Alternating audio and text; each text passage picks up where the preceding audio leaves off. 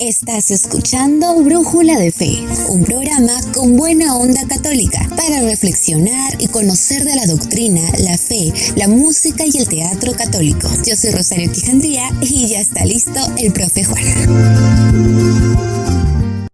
Sean muy bienvenidos amigos y hermanos en Cristo a nuestro podcast radial número 27 de Brújula de Fe. Y continuando con los temas interesantes y grandes reflexiones como el que tendremos el día de hoy, en este mes de septiembre, mes de la juventud. Antes de empezar y dar a conocer nuestro invitado del día de hoy, mencionar la siguiente frase. Los jóvenes no solo deben ser amados, sino que deben notar que se les ama. Lo dice Don Bosco. Bueno, hermanos, el día de hoy nos acompaña el profesor de religión, Marcos Coriñaupa. Profesor, sea muy bienvenido y sus palabras de inicio. ¿Qué tal? Muy buenas, qué gusto en saludarle. Muchísimas gracias por esta invitación. Y sí, tengo el gusto de ser profesor de religión. Estamos a sus órdenes. Muchas gracias, profesor. Profesor, antes de iniciar con el tema que quisiera abordar con usted, que es Don Bosco y la juventud, me gustaría, para que lo conozcan un poco más, cómo usted le entra ese bichito, ese deseo de ser maestro, ¿no? ¿Qué es lo que lo lleva a usted a ser maestro y sobre todo de religión? Muchas gracias por esa pregunta tan interesante. Y es una pregunta vocacional para todos los jóvenes, sobre todo que nos pueden estar escuchando, ¿no? Yo comencé muy joven siendo profesor de religión a los 20 años y fue, vamos a decir así, casi de una manera casual, ¿no? Yo estaba todavía estudiando en la universidad, yo todavía no tenía muchos proyectos a futuro, solamente quería, como todo joven, terminar una carrera y quizá una carrera bastante de moda en ese tiempo, estamos hablando del año 85. Yo quería ser abogado, ¿no? Como mi papá, mi hermano mayor, que también son abogados. Entonces yo decidí eh, estudiar la carrera. Ya estaba en estudios generales de filosofía cuando de pronto algo pasó, ¿no?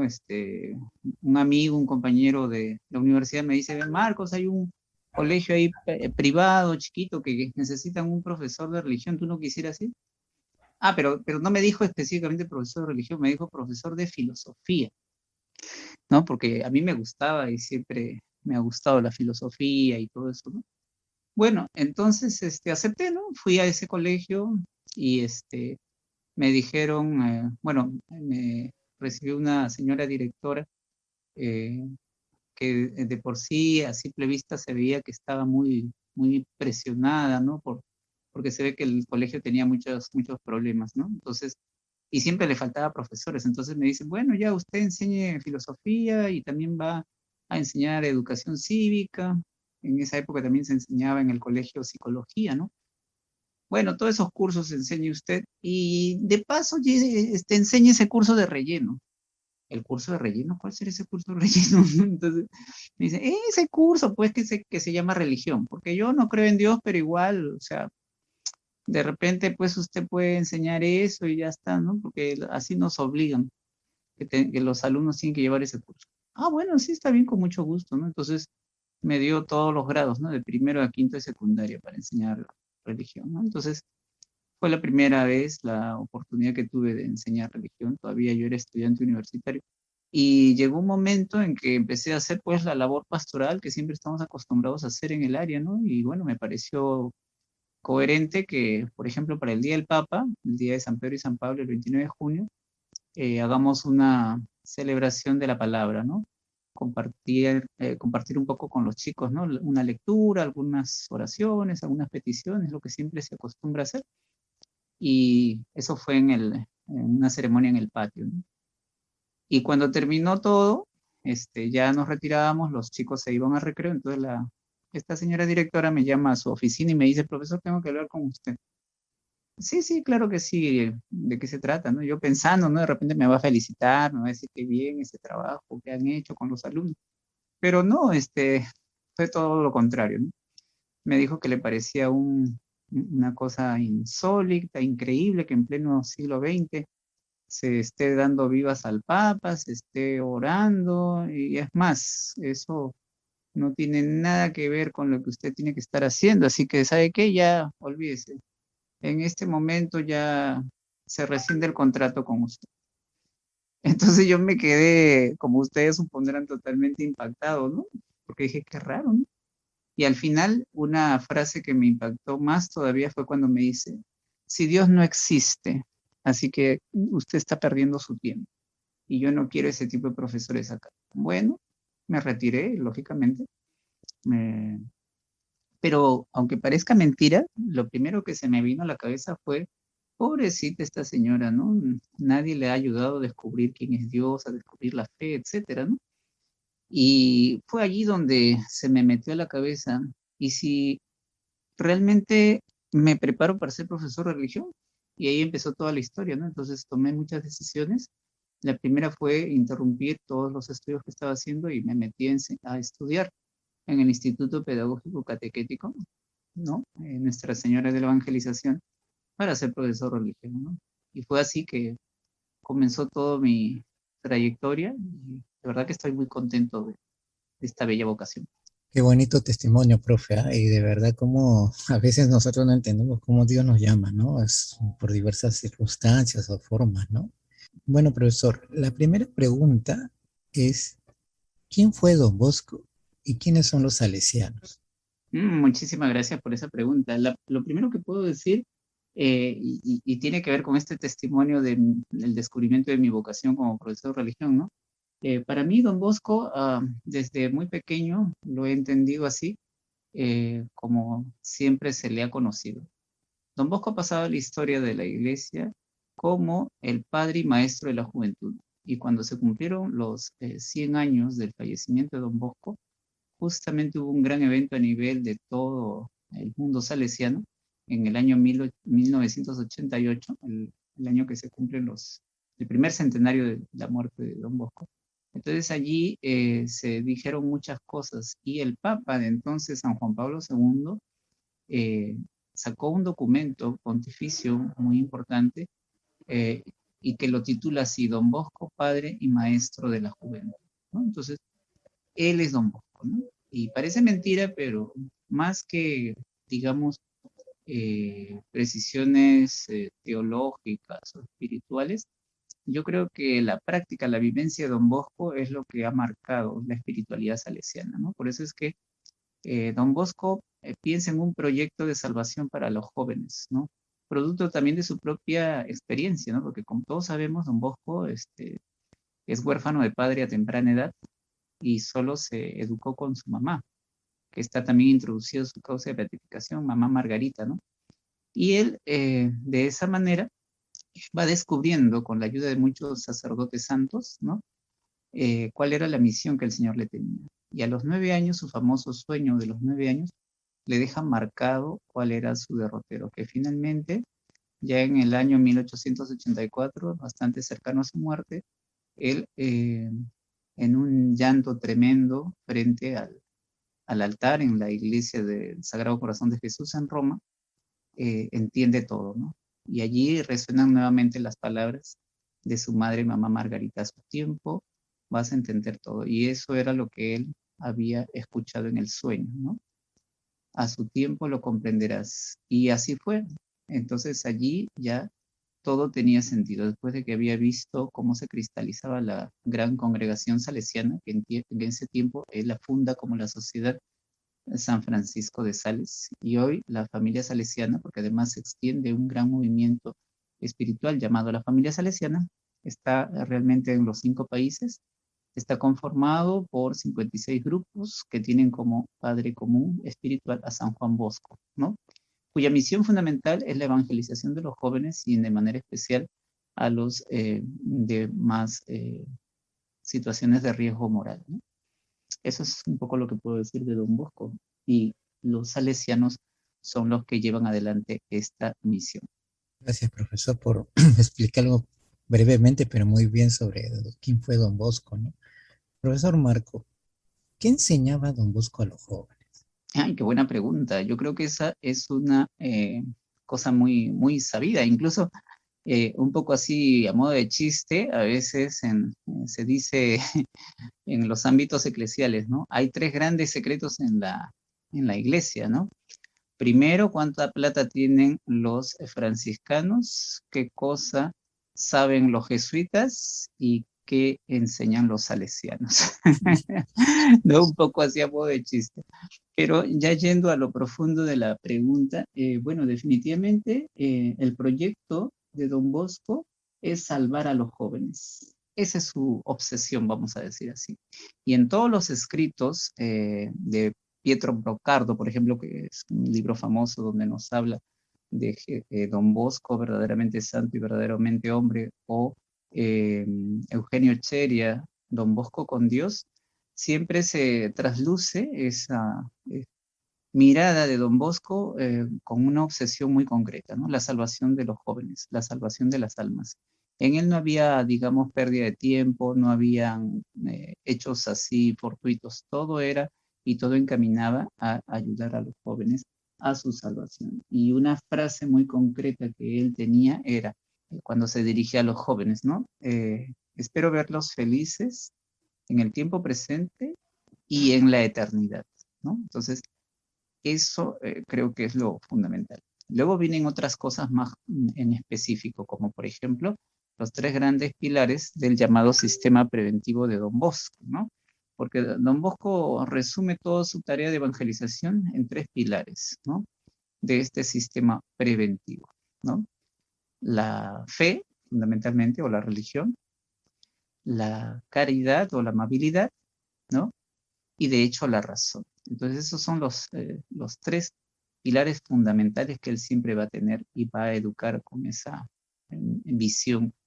Y inclusive hay un opúsculo famoso, muy breve, pero muy concreto, porque se lo pidieron. El mismo Papa de entonces, Papa Pío IX, le pidió que por favor haga un escrito, algo donde resuma cuál es su estilo de evangelización de los jóvenes, y él basa toda su obra y toda su actividad evangelizadora en esos 3 pilares, ¿no?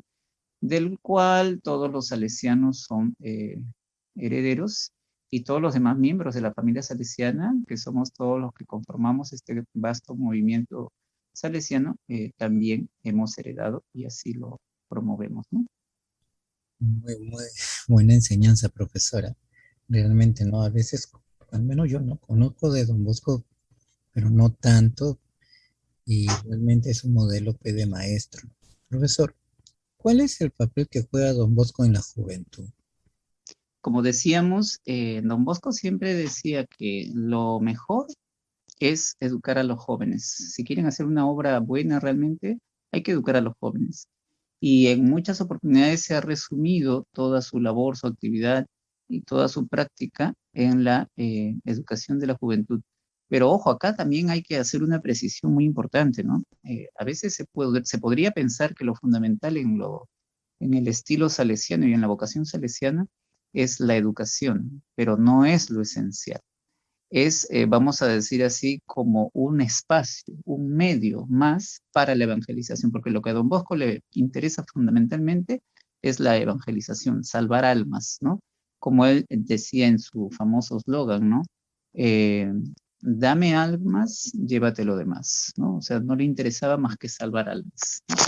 Y la educación es un espacio más para la evangelización de los jóvenes, ¿no? Entonces, por eso es que Don Bosco precisaba a los salesianos y a toda la familia salesiana en general y a todos con quienes él interactuaba. ¿Quieren hacer una buena acción? ¿Quieren hacer una buena obra? Eduquen a los jóvenes, ¿no? Porque son el presente y el futuro de la sociedad, de la iglesia y de todo. Y él lo dice en un tiempo donde, como ustedes recordarán, pues en general el mundo estaba muy conflictuado, casi como en el tiempo actual, ¿no? Porque estaba todo el tema de la revolución industrial, había muchos jóvenes que estaban en las calles allá en Turín, asaltando, delinquiendo, viviendo en las calles. Entonces, él se preocupa de atraer a todos ellos, ¿no? Con un estilo juvenil muy claro para poderlos evangelizar. Y de hecho, han habido muchos frutos de santidad producto de ese encuentro con Don Bosco, ¿no? Bueno, profesor Marco, ahora escucharemos un hermoso tema musical dedicado a Don Bosco, titulado Padre, Maestro y Amigo, y regresamos con la entrevista.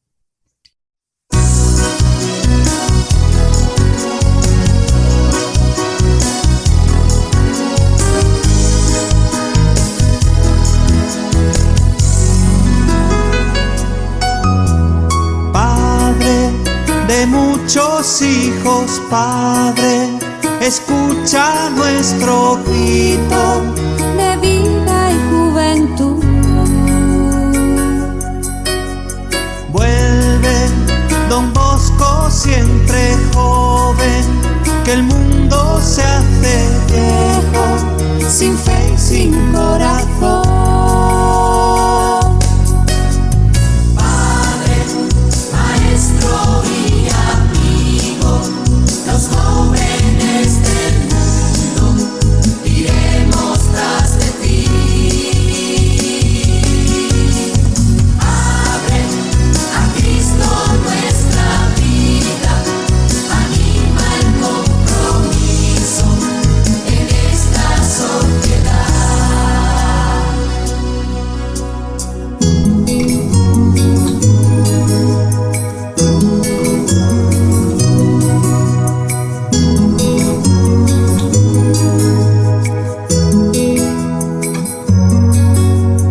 Fiesta, contigo siempre es fiesta, contigo hay alegría, se siente tu amistad.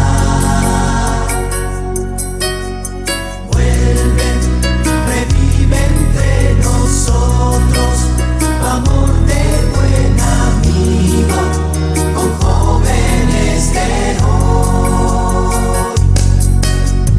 Padre, maestro y amigo, los jóvenes del mundo iremos tras de ti.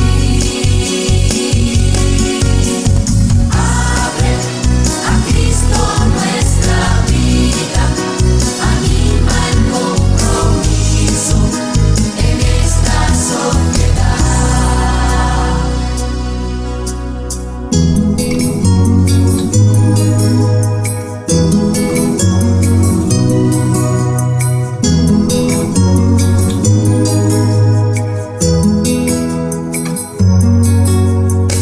Padre, maestro y amigo, los jóvenes del mundo iremos tras de ti.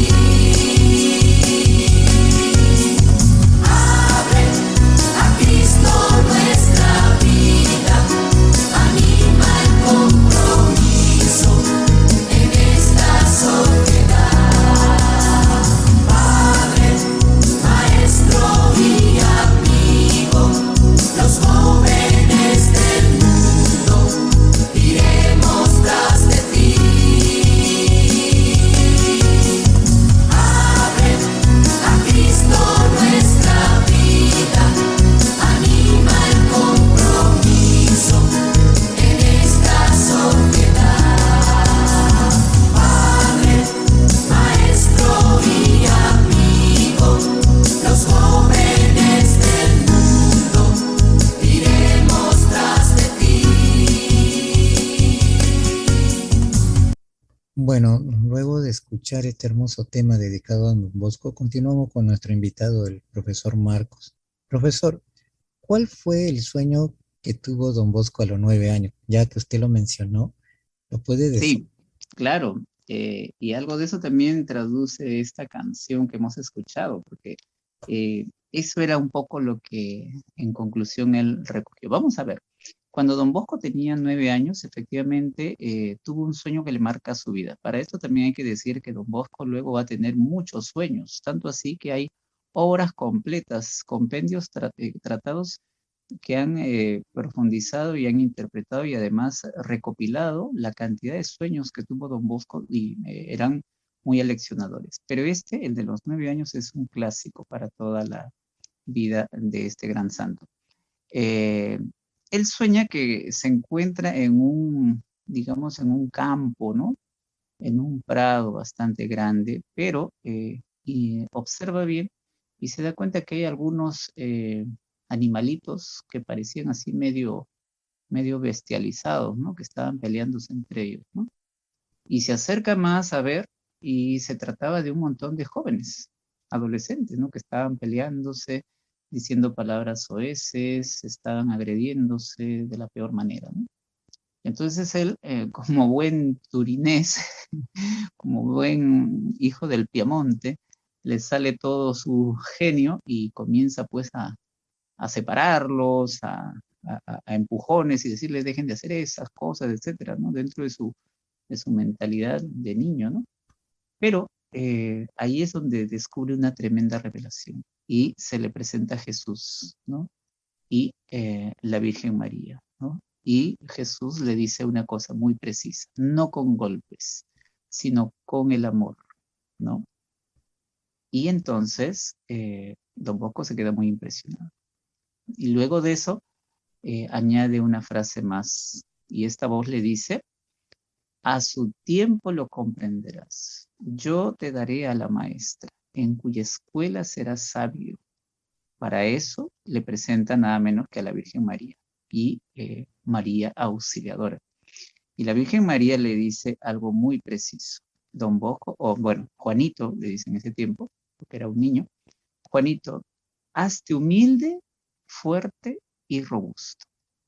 Luego de haber tenido toda esa visión y haber quedado impactado con toda esa escena, Juanito Bosco pues se acerca nuevamente a ver a esos animalitos medio así bestializados y se da cuenta que se transforman en unas ovejitas, ¿no? Y esas ovejitas luego se presentan como unos niños y jóvenes adolescentes muy bien educados, muy pacíficos ya y totalmente unidos al Señor, ¿no? Con una tremenda devoción y cariño por la Eucaristía. Entonces ahí empieza su trabajo, ahí empieza su vocación, ahí empieza su llamada. Bueno, entonces se despierta y luego que narra este sueño en la mesa, ¿no? A la hora del desayuno estaba presente la mamá, la abuelita, los hermanos, ¿no? Tenía sus hermanos.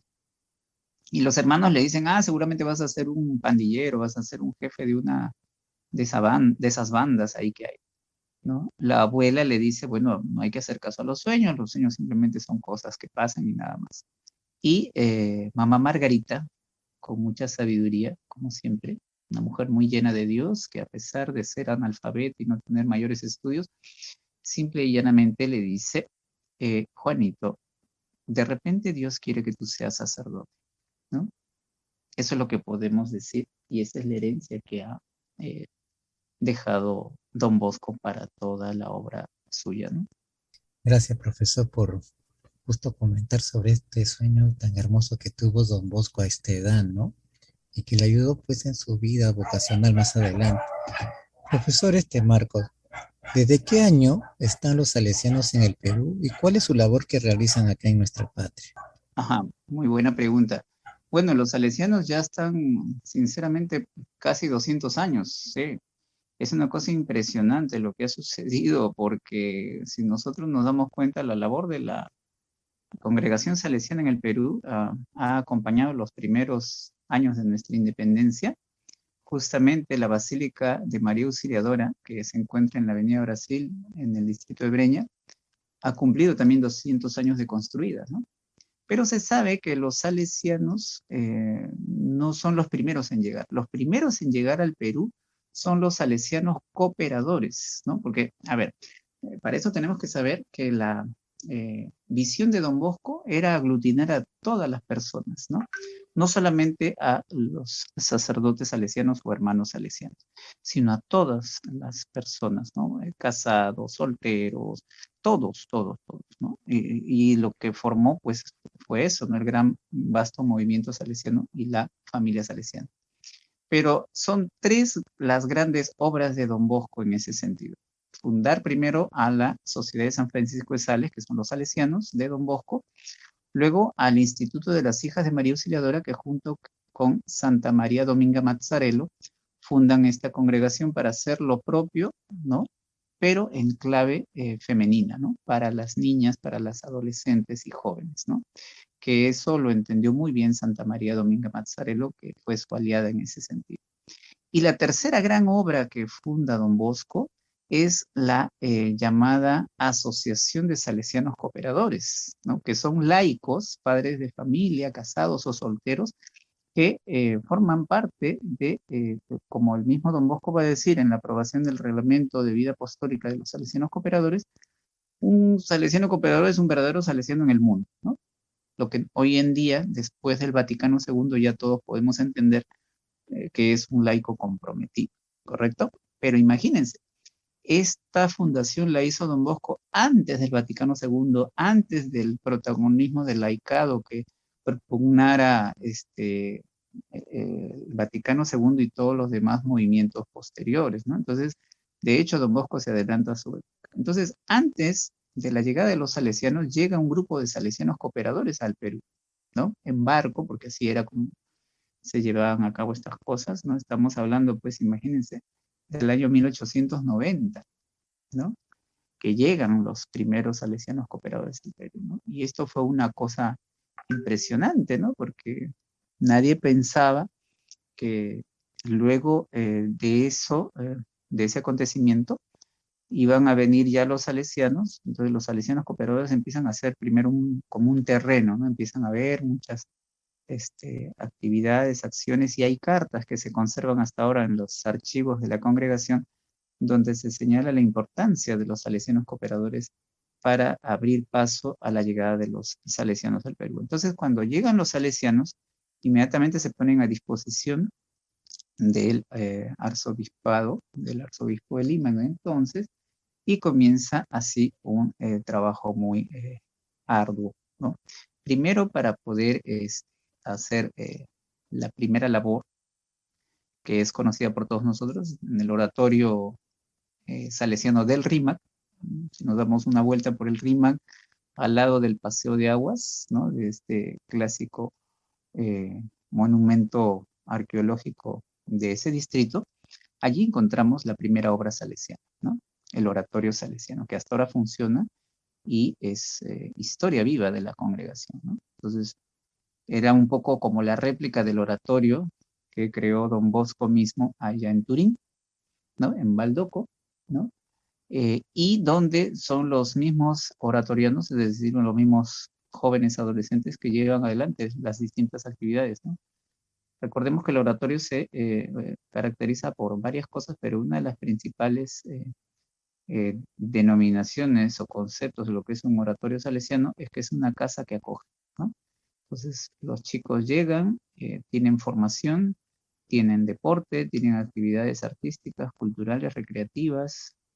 Hoy en día también cuentan con talleres, ¿no? De mecánica y otro tipo de cosas, serigrafía también, ¿no? Y albergan también a algunos jóvenes que no tienen dónde estar, ¿no? Eso es lo clásico y lo específico del oratorio salesiano, ¿no? Entonces, así llegan los salesianos y así comienza la obra aquí en el Perú. Hoy en día se ha extendido en muchos lugares del Perú, ¿no?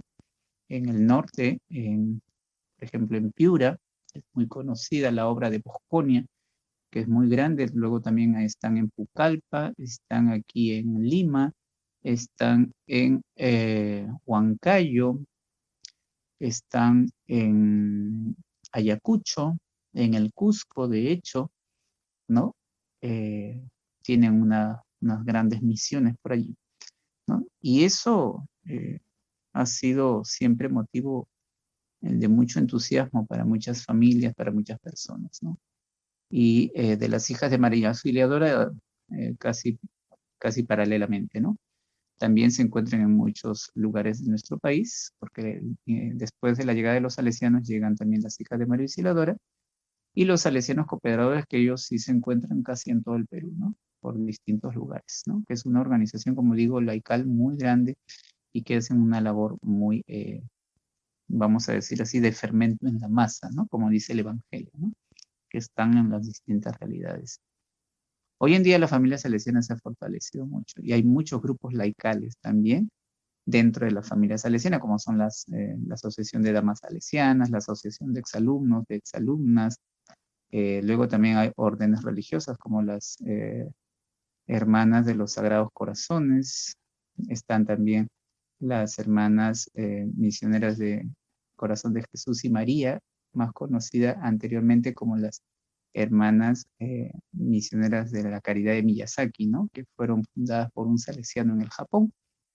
Y también existen ramas de laicos y laicas consagradas, ¿no? O sea, las voluntarias de Don Bosco, que fueron fundadas por Don Felipe Rinaldi, también tienen una presencia muy grande acá en el Perú, y los voluntarios con Don Bosco, que también son laicos consagrados varones, ¿no? Que es lo último, vamos a decir así, de las fundaciones a nivel mundial. Entonces, como vemos, el vasto movimiento salesiano aquí en el Perú es muy grande y, bueno, todo siempre con la misma inquietud y el mismo objetivo, ¿no? Salvar a los jóvenes. Eso es lo que podría decir. Muchas gracias más bien por la información, ¿no? Porque a veces no sabemos. Se habla de los salesianos, yo al menos conozco, pues sí, la Basílica de la Avenida Brasil, la librería, su instituto, ¿no? Pero más allá, no sabía, ¿no? Pero qué bueno que nos esté informando sobre los salesianos en el Perú. Profesor Marcos, para ir concluyendo con las preguntas, ¿nos puede hablar de los trabajos pastorales que usted realiza con sus estudiantes? Claro que sí, con mucho gusto. Y tiene mucho que ver también con nuestro estilo salesiano, ¿no? Porque yo provengo de las canteras salesianas de todas maneras, porque yo me eduqué en colegios salesianos desde mi primaria, secundaria, siempre, ¿no? Y luego a nivel pastoral me formé en el Centro Catequético Salesiano, ¿no? Con grandes salesianos, a Dios gracias, el padre Ennio Leonardi, por ejemplo, el padre Francisco Bacarello, y siempre haciendo una labor permanente a nivel de familia salesiana y como exalumno también. Entonces, lo que yo podría decir es que he tratado de trasladar, ¿no? Toda esta riqueza dejada por Don Bosco a nuestra labor pastoral, ¿no? En el momento actual, tengo ya 26 años en la institución educativa pública emblemática Bartolomé Herrera, ¿no? Y debemos decir de que nuestro país, el Perú, es uno de los pocos países donde todavía se mantiene intacto el concordato entre el Perú y la Santa Sede, ¿no? Eso quiere decir que todavía tenemos la oportunidad de seguir enseñando el curso de religión dentro de las aulas en los colegios públicos, ¿no? Cosa que ya nos está dando en muchos países del mundo, ¿no? Este es uno de los pocos países donde todavía se puede hacer eso, ¿no? Y lógicamente los tiempos han cambiado, hay también la oportunidad de evangelizar, ¿no? En clave salesiana desde nuestras aulas del colegio estatal en el que participo. Y una de las cosas que hemos hecho durante todo este tiempo es siempre tener encuentros con los jóvenes, ¿no? Y una cosa también muy importante, de acuerdo a las últimas décadas, donde la problemática familiar se ha vuelto muy fuerte y muy difícil, también tenemos la oportunidad de tener encuentros de padres e hijos, ¿no? Porque nos hemos dado cuenta que para salvar a los jóvenes hay que ayudar a las familias, que muchas veces tienen situaciones muy difíciles, ¿no? De resolver, ¿no? Entonces, nuestro lema muchas veces en el colegio es ese, ¿no? Nosotros queremos ayudar y evangelizar a los jóvenes y sus familias, ¿no? Porque donde hay un joven adolescente que tiene dificultades de todo tipo, es probable que haya una familia que necesite también de la palabra del Señor. Y eso es lo que tratamos de hacer. Y luego, de hecho, siempre nuestra labor pastoral a nivel sacramental es permanente, así como también algunos encuentros que, bueno, en la etapa presencial eran encuentros de caminatas, encuentros deportivos y recreativos con un movimiento que se llama el Movimiento de la Milicia Santa María, que es un grupo laical que siempre nos acompaña. En el momento actual, dada la coyuntura y dado que todas las actividades las realizamos de manera virtual, esto se sigue dando también de manera virtual. Hemos tenido también ya algunos encuentros con padres de familia de manera virtual y algunas de estas reuniones con jóvenes los días sábados, siempre a las 4 de la tarde, en lo que le hemos llamado la formación en valores. Y siempre todo espacio es oportunidad para poder llevar adelante la evangelización, ¿no? Y una cosa muy importante también que creo que fue la obsesión de Don Bosco paralelamente a la evangelización y la salvación de las almas, es mirar toda nuestra tarea pastoral en clave vocacional, ¿no? Entonces siempre invitar a los jóvenes a un ideal muy alto y muy noble, alcanzar la santidad. Pero por otro lado también ayudarles a descubrir que todos tenemos una vocación. Antes se pensaba que solamente tenían vocación los que eran llamados a la vida sacerdotal o religiosa, ¿cierto? Hoy en día sabemos que de acuerdo a la cultura vocacional en la que nos enmarcamos, de acuerdo a las nuevas directrices de la Iglesia, se ha tomado más conciencia de que todos somos una vocación, ¿no? Y por lo tanto los jóvenes tienen derecho, ¿no? Yo creo que estoy convencido de eso, ¿no? Tienen derecho a saber que cada uno lleva una vocación. El tema es descubrirlo. Entonces, siempre que tenemos la oportunidad, hablamos de este tema, ¿no? Para que los jóvenes vayan descubriendo, ¿no? De repente el Señor los llama a la vocación del matrimonio, que es tan valiosa, tan importante hoy en día, ¿no? Para que hayan más familias santas, ¿no? Al ejemplo de la familia de Nazaret. Luego también hablar de la vocación a ser misioneros. Todos somos misioneros desde nuestro bautismo y no nos hemos enterado. Luego está la vocación religiosa, lógicamente, y no solamente promovemos en el colegio vocaciones para la vida salesiana, sino también para otras comunidades. De hecho, tenemos algunos exalumnos, ahora mismo hay un exalumno que está en otra congregación, en los Hijos de Santana, por ejemplo, ¿no? Y está adelantando muy bien. Y luego la vocación sacerdotal, ¿no? Hemos tenido algunos jóvenes también que han enrolado las filas del seminario de Santo Toribio, por ejemplo, ¿no? Y ese tipo de cosas, ¿no? O sea, cada uno es una vocación, tiene un llamado y hay que ayudarlo a descubrirlo y a vivirlo, que eso es lo fundamental. Todo para la salvación de las almas. Y es que todos somos iglesia y todos tenemos que ayudarnos, ¿no?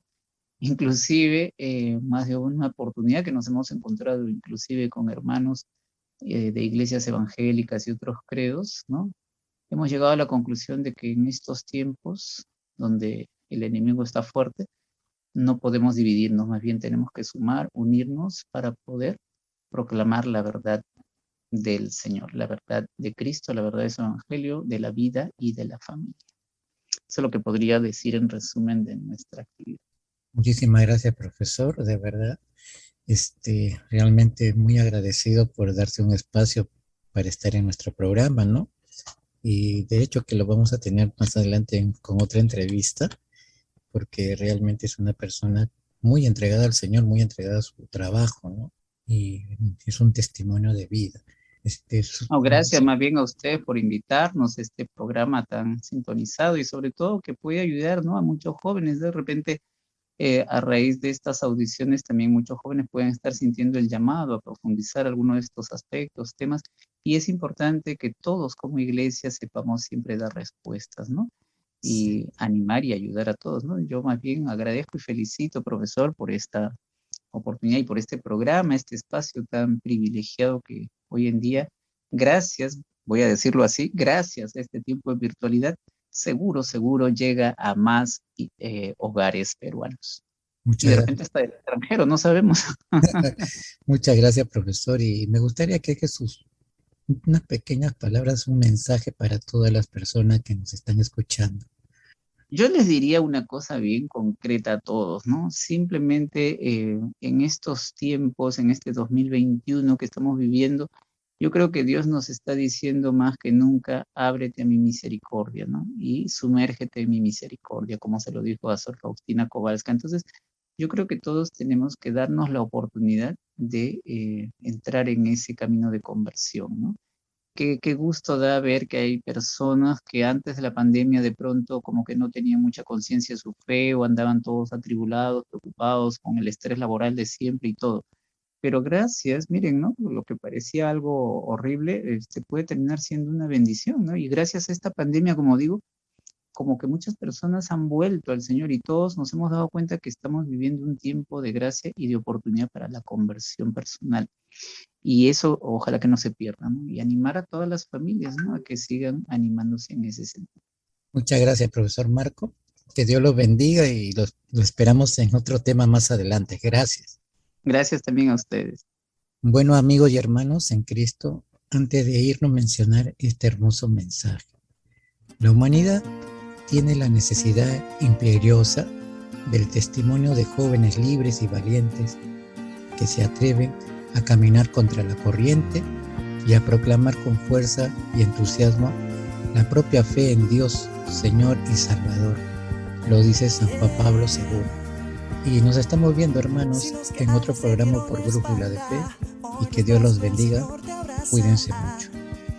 Todo estará bien. Si no tienes para pagar la casa, eres dueño del oro y la plata. Todo estará bien. Solo tienes que confiar en Él. Pronto el sol saldrá